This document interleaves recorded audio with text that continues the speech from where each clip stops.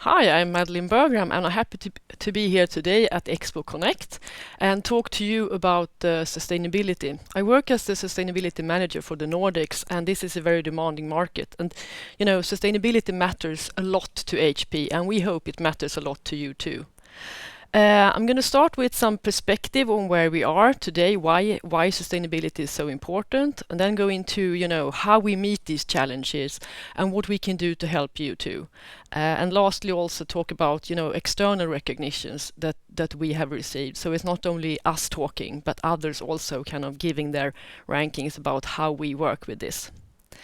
So the world is changing, and of course in many different ways. It's just from a sustainability perspective, we actually use a lot of resources today, and there's going to be more and more people on the earth, and more of them will live in cities, and we will actually, if we would use as much resources as we use today, we would need 2.3 Earths 2050. And everybody can understand that's not possible. So we need to work with this challenge.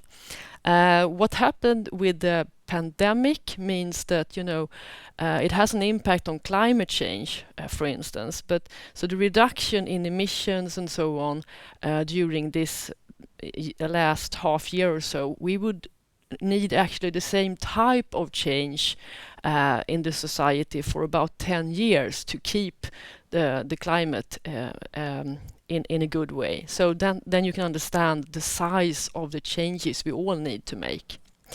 Well, sustainability is not new to HP. We have had this commitment since already from the start, from the founders and today. It's a business imperative for us. We see we can do good business, but we can do it in a good way. So doing well by doing good is one of our mantras. So HP then, well, we put a lot of products on the market, and it's in a minute we put about 100 PCs or so, and lots of printers and lots of supplies, and we don't even show the graphical solutions business in this slide, or the 3D business, the 3D manufacturing or printing business that we have. So we engage about 600 larger suppliers, and among those, the number of employees they have is about 500,000 people that are engaged in producing all of this, and we put over 900,000 tons of materials on the market. So we try to look at sustainability from three perspectives: planet, people, community. So planet have to do with environment, and I'm going to talk a lot about this today, and some also about the people aspect, of course, to treat everybody with respect and dignity. Well, how do you start when with this huge impact we have on the environment? We were one of the first that were able to do a climate footprint for our full operations and also our full impact, so to say. You see here on the left side, you see the impact we have from all of the manufacturing and all of these products. In the middle, you have our own operational impact, and then you have also to the right the impact of the use of our products. And we have developed goals for all three types of impacts. We talk about scope 1, 2, and 3. Oh, that's actually something that is talked about in society, scope 1, 2, and 3. And scope 1 and 2 are the ones that you are directly causing yourself, like burning fuel in the in the car if you don't have an electrical one, or electricity that goes into the office, and so on. And scope 3 is the big ones here. It's the manufacturing, and it's manufacturing and the use of products. But here we also have targets. We have set targets to reduce the energy use of our products by 2025. By 30%, and for our suppliers we actually have goals together with them to reduce their impact by 10%. So that's interesting that we can work together on this. So when we come to products, because I'm going to go into products a bit, because that's of course what we offer the market, product and services, and how do we work with sustainability there? Well, what is the definition? This is one way to define it, that a product needs to be produced in a sustainable way, and it needs to be able to operate in a sustainable way.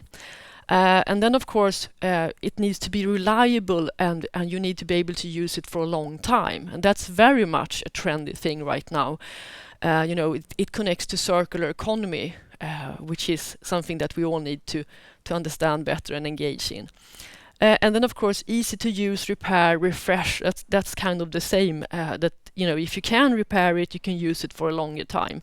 And then you address this very high impact from using the materials that I showed you in the beginning. So let's go into print first and PC then. For print, we have a value proposition, so a way we work with sustainability. And I'm going to talk to you about two of those, mainly two of those. We look at forest positive printing. We look at carbon neutral printing. We also talk about circular economy, how to make printing a part of the circular economy. And then lastly, the last one with health and safety have to do with our graphical solutions business. So let's go into forest positive. So what do we actually mean with forest positive? Well, that's that we do use a lot of both paper in packaging, but also people that use our printers. Of course, they print on paper, so that type of paper also needs to be responsibly sourced. And we do sell the paper, the media too. So we have seen that we have a big impact here, and so we do things like we try to increase the recycled content, and we also, our aim is to only source from either recycled content or from sustainably sourced, sustainably kept forest, so to say.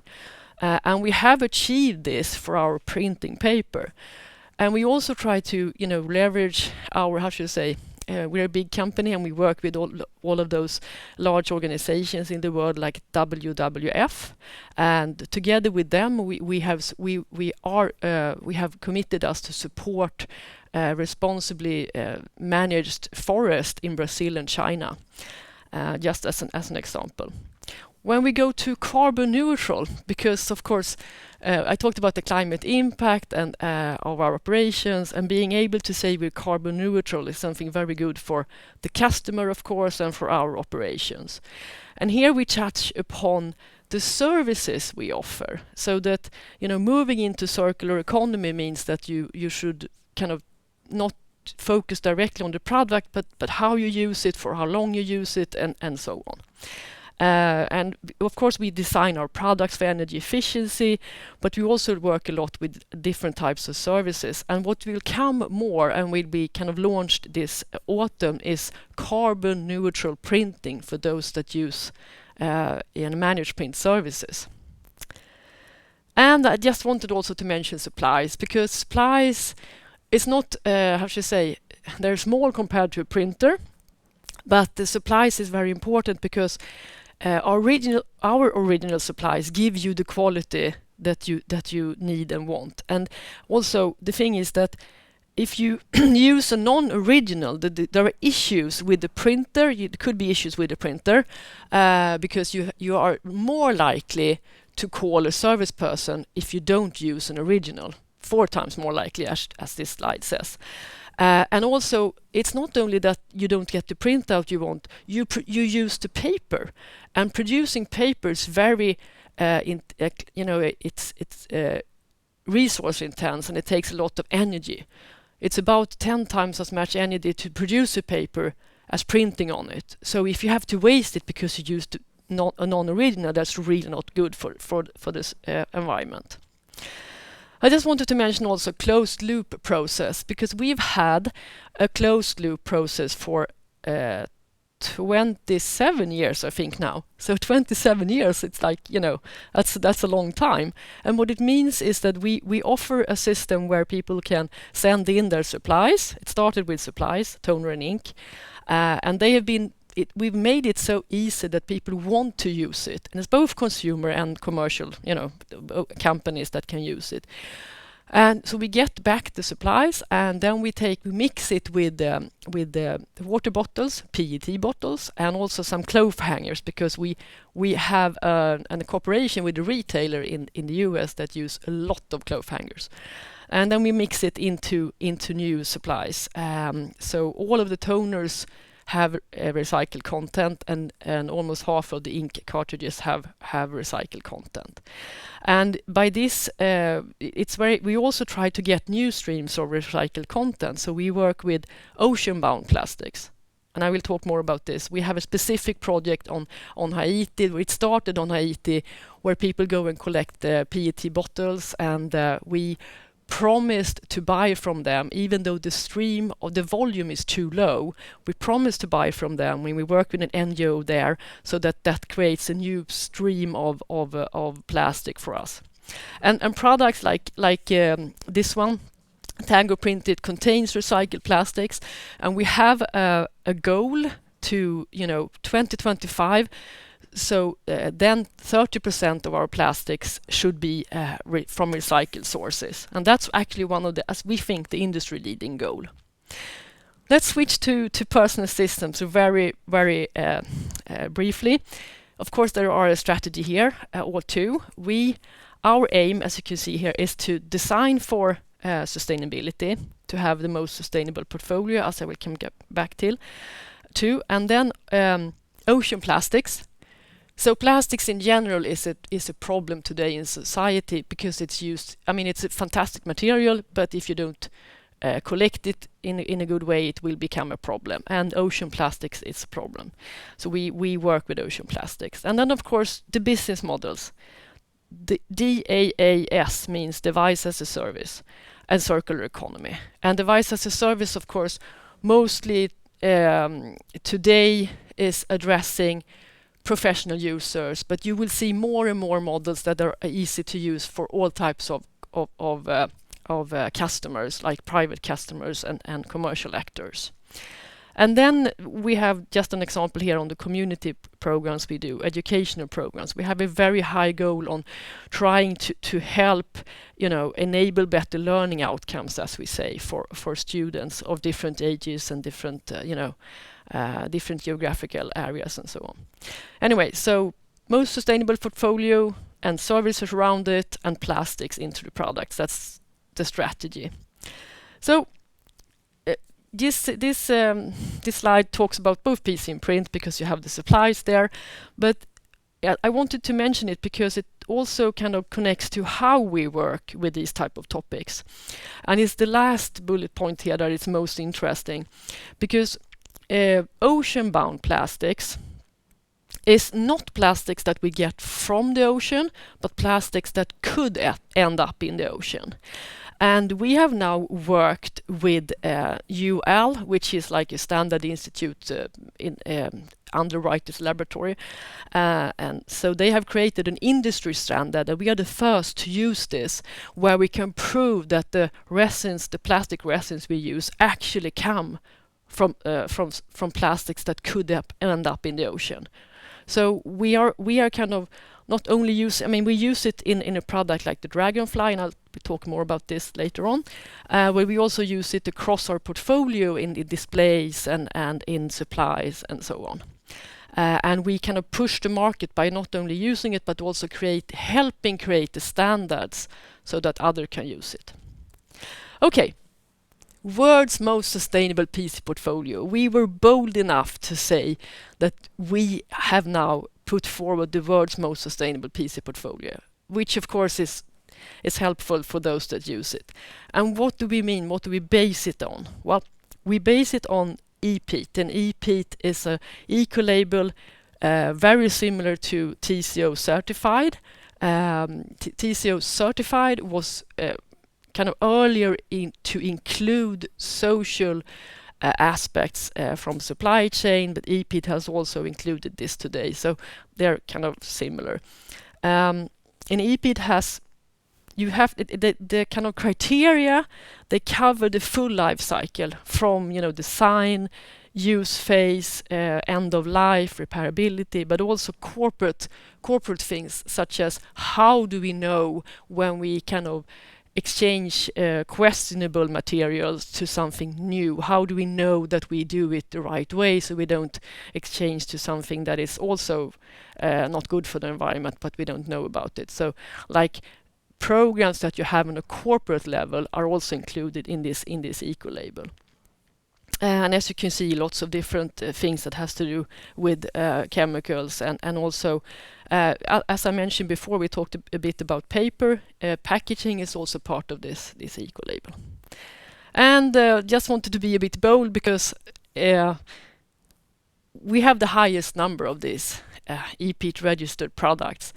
And you have to register per country because there are a few of those criteria that you have to fulfill are country-based. It has to do with if you can offer multi-pack, bulk packaging, and if you have information in the local language, and then a third item I don't really remember, because there are 25 compulsory criteria in EPEAT and then 61 that you can choose from, and some of those are local. And as you can see, we have many gold products and we have silver products, and bronze level we don't try to achieve.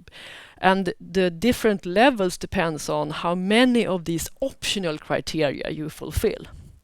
Anyway, so we are the leaders here, and that means for you that if you look at our products, you can make sure that if you're more like it when you choose an HP product than if you choose another product to get a sustainable one. Okay, so something more about Elite Dragonfly. Very nice looking, light magnesium material, but it doesn't only look nice, it is good also for, I wouldn't say good for the environment because that was, yeah, it's always some impact of course, but it has some very nice features. If you look at this so-called sprängskiss, exploded diagram, you can see we work with lots of different parts of it. We work with energy efficiency with the low energy panels. We work with you know, the different kinds of materials and substances, like we talk about beryllium free here, or and reduction in the use of cadmium and so on. But mainly also we talk about the recycled material, because if you have recycled material, you do address, if you remember from the beginning, this climate footprint, you address the impact from manufacturing. And we have a high content of recycled material, recycled magnesium and recycled plastics. And if you look down to the left, it says OBP, ocean-bound plastics. So in this, in the speaker box inside this, you have plastics that could have ended up in the ocean, but it didn't. And as I mentioned before, we can state that because we're working with UL, also this standard setting institute, so we can make sure that what we say is really true, so to say. I just wanted also to address packaging, because sustainably sourced packaging, as I mentioned, that's part of our forest positive goal that we had for printing, but of course it covers packaging in general. Then some very short on durability and repairability, because that has to do with longer life, that's connected to circular economy. And iFixit, it is an organization that they disassemble products, and they try to see how easy is it. And our products get very good rating, and this is open for everybody just to go and have a look and compare us with others.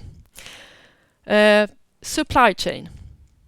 As I mentioned, over 500 people, over 500,000 people in our supply chain. Of course, we need to make sure that the ethics we have within HP is also adhered to by our suppliers. So we have worked with this. We were actually first in industry to have a code of conduct. We started a common network. We are working, also to prove to them that if they adhere to our programs, they will make better business with us. So the 87.5% you see here, that means that we have a scorecard. We follow up on financial terms, quality, and how they work with, freedom to get into associations, child labor, health and safety, and also outside the factory, like dormitories and stuff. I see time is flying, so I will be very brief here and just mention, of course, we try to be innovative also in the part where we kind of move our products from manufacturing to you customers. And there's an option to select train transport. And of course, today, other of our competitors can also offer this. But we were the company that together with the Chinese state and some railroad companies, kind of created a new Silk Road. So we're also pushing in that direction, kind of actually helping the market itself, but also helping customers. So rail has 25 times less emissions compared to air freight. And then finally, I just wanted to mention also, and this is lots of information on this one, but it's an external ranking. So it's not just us saying that we are good at everything. It's actually this CDP is an external ranking used by investors. So the 500 largest investors in the world is using this and looking at where should we put our money. 8,400 companies are submitting information to CDP, and we are on the top, AAA, in climate, in water, in forest. So if you don't believe what I've said before, believe this one. And I hope you got inspired. This is really key today to look into sustainability, so I hope you got some good ideas. Thank you.